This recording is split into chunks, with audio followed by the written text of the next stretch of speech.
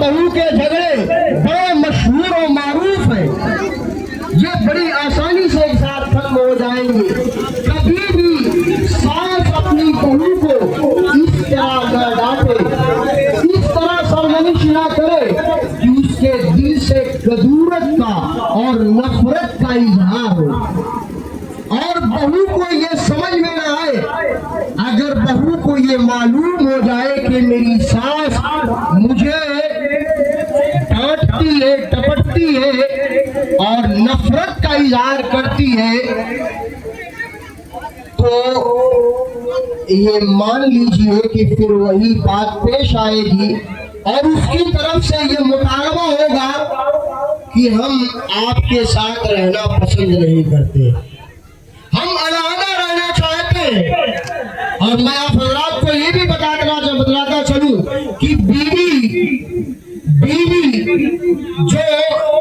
शौहर की बीवी और मातहत बन करके उसके घर आती है तो शौहर की निस्बत से आती है। अगरचे अखलाकी तौर पे अगर अपने सास और ससुर का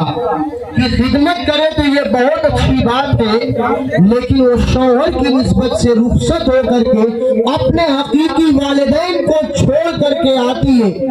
और उसके दिल में ये ख्याल होता है कि जैसी जिंदगी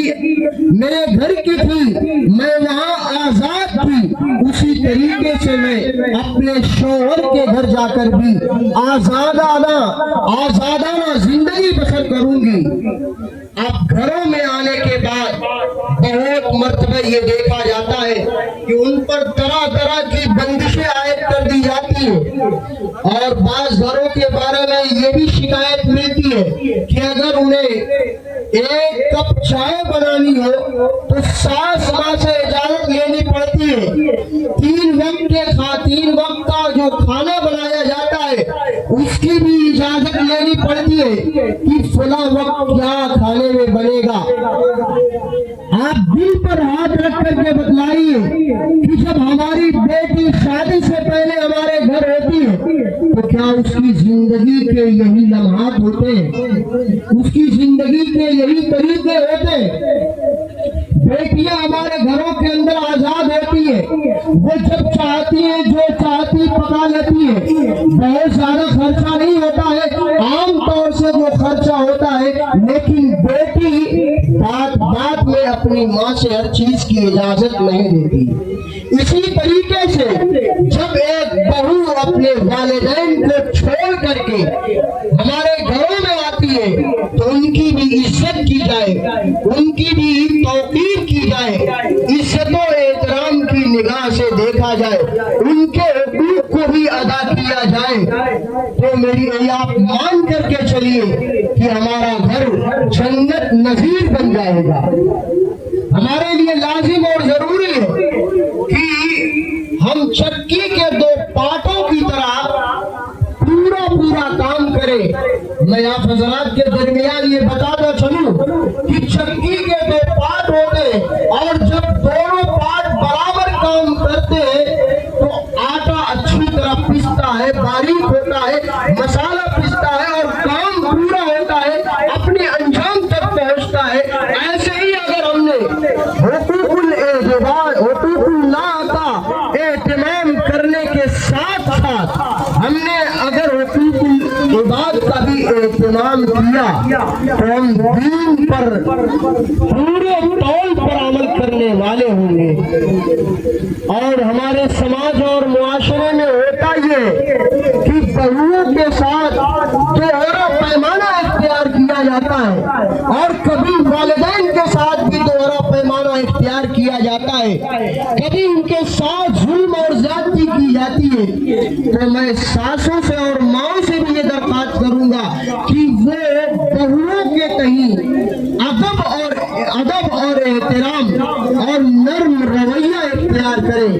और जो बहुएं अपने घरों से रुखसत होकर आई है वो भी जिस तरह अपने हकीकी वालिदैन का अदब और एहतराम करती है, उनकी इज्जत करती है, ऐसे ही वो अपने शौहर के माँ बाप यानी अपनी सास और अपने کرے, ان کے حقوق کو اچھی طرح ادا کرے. اگر ساس کسی بات پر ڈانٹتی ہے تو وہ بہو یہ خیال کرے کہ اگر واقعتاً میری غلطی تھی تو جس طرح میں اپنے گھر میں شادی سے پہلے تھی اور وہاں غلطی کرتی تھی تو میری ماں مجھے ڈانٹ دیا کرتی تھی تو میں اس ڈانٹ کو برداشت کر لیا کرتی تھی, ویسے ہی واقعتاً میں نے غلطی کی ہے تو اگر میری ساس نے مجھے ڈانٹا ہے تو میں اس ڈانٹ کو برداشت کر لوں, میں صبر کا دامن پکڑ لوں اور میں اس بات کو برداشت کر لوں. اگر اس طرح سے ایک دوسرے کے حقوق کی پاسداری کی جائے گی تو آپ یقین مانیے کہ ہمارا گھر جنت نظیر بن جائے گا. میں نے آپ حضرات کے سامنے جو آیت کریمہ پڑھی ہے, اللہ تبارک و تعالیٰ نے اس آیت کریمہ کے اندر اسی مضمون کو بیان فرمایا ہے. یا ایھا الذین آمنوا لا یسخر قوم من قوم عسیٰ ان یکونوا خیرا منہم. کہ اے ایمان والو, کوئی قوم کسی قوم کی تذلیل نہ کرے, بے عزتی نہ کرے, ان کا مذاق نہ اڑائے, اس لیے کہ ہو سکتا ہے کہ جن کا مذاق اڑایا جا رہا ہے, جن کی بے عزتی کی جا رہی ہے, جن کی تذلیل کی جا رہی ہے, وہ اللہ کی نگاہ میں ان سے بدرجہ بہتر ہو. اور اللہ تبارک و تعالیٰ نے آگے ارشاد فرمایا, حالانکہ قوم کے اندر مرد بھی آ گئے, عورتیں بھی آ گئیں,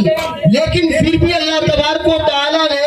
عورتوں کا تذکرہ الگ سے فرمایا, صراحتاً عورتوں کا تذکرہ فرمایا.